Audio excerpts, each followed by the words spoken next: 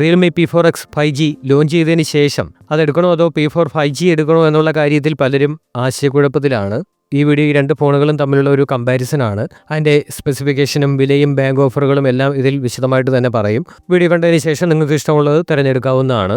ഈ രണ്ട് സ്മാർട്ട് ഫോണും നോക്കിക്കഴിഞ്ഞാൽ രണ്ടിലും 6.7 ഇഞ്ച് ഫുൾ HD+ റെസൊല്യൂഷനോട് കൂടിയ ഡിസ്പ്ലേ ആണ് വരുന്നത്. എങ്കിലും പ്രധാന വ്യത്യാസം എന്ന് പറയുന്നത് അതിൻ്റെ പാനലിലാണ്.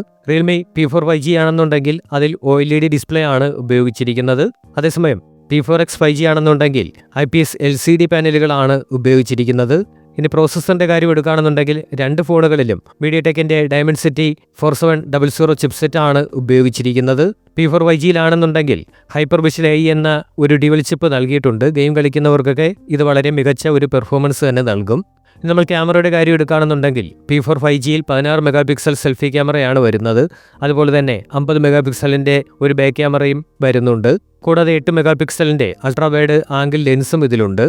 എന്നാൽ P4X 5G എടുക്കുകയാണെന്നുണ്ടെങ്കിൽ 8 മെഗാപിക്സലിൻ്റെ ഒരു സെൽഫി ക്യാമറയും അതുപോലെ തന്നെ 50 മെഗാപിക്സലിൻ്റെ ഒരു ബാക്ക് ക്യാമറയും അതോടൊപ്പം തന്നെ 2 മെഗാപിക്സലിൻ്റെ ഒരു സെക്കൻഡറി ക്യാമറയും മാത്രമാണ് നൽകിയിട്ടുള്ളത്. ബാറ്ററിയുടെ കാര്യത്തിൽ രണ്ടിലും 7000 mAh ബാറ്ററി വരുന്നുണ്ട്.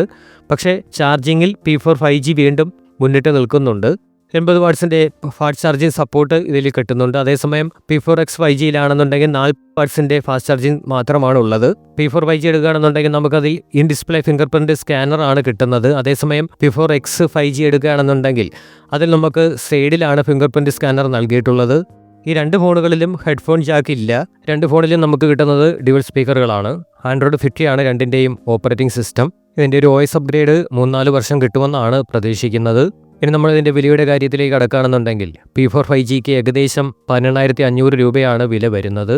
അതേസമയം റിയൽമി P4Xന് ഔദ്യോഗികമായി വില പ്രഖ്യാപിച്ചിട്ടില്ല എങ്കിൽ പോലും പുറത്തുവരുന്ന ഏകദേശ വിലകൾ 16,000 രൂപയോളമാണ്. ബാങ്ക് ഓഫറുകൾക്ക് ശേഷം P4 5Gയുടെ റേറ്റ് എന്ന് പറയുന്നത് 16,000 രൂപ വരെ ആയിട്ടുണ്ട്.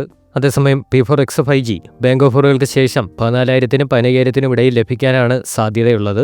വിലകൾ താരതമ്യം ചെയ്യുമ്പോൾ 1,000 മുതൽ 2,000 രൂപ വരെ ഒരു വ്യത്യാസം ഉണ്ടാകാൻ ഇടയുണ്ട്. അങ്ങനെ നോക്കുകയാണെന്നുണ്ടെങ്കിൽ റിയൽമി P4 5G തിരഞ്ഞെടുക്കുന്നതായിരിക്കും ഉചിതം. കാരണം ഇതിൽ വരുന്നത് OLED ഡിസ്പ്ലേ ആണ്. അതുപോലെ തന്നെ സെൽഫി ക്യാമറ 16 മെഗാപിക്സലിൻ്റെ ആണ്. 8 MB അൾട്രാ വൈഡ് ക്യാമറയും ഉണ്ട്. 80 വാട്ട്സിൻ്റെ ഫാസ്റ്റ് ചാർജിങ് സൗകര്യമുണ്ട്. അതുപോലെ തന്നെ ഇൻ ഡിസ്പ്ലേ ഫിംഗർ പ്രിൻറ്റ് സ്കാനറുണ്ട്. ഇത്രയും കാര്യങ്ങൾ വെച്ച് നോക്കുകയാണെന്നുണ്ടെങ്കിൽ P4 5G ആണ് കുറച്ചുകൂടി മുന്നോട്ട് നിൽക്കുന്നത്. ഇക്കാര്യങ്ങൾ വെച്ചിട്ട് നിങ്ങൾക്ക് ഇതിൽ ഏതാണോ ഇഷ്ടമായത് അത് വാങ്ങാവുന്നതാണ്. നിങ്ങൾക്ക് ഏതാണോ ഇഷ്ടപ്പെട്ടത് എന്ന് കമൻറ്റ് ബോക്സിൽ രേഖപ്പെടുത്തുക. ഇതുപോലെയുള്ള വീഡിയോകൾ കാണുന്നതിന് വേണ്ടിയിട്ട് ചാനൽ സബ്സ്ക്രൈബ് ചെയ്യുക.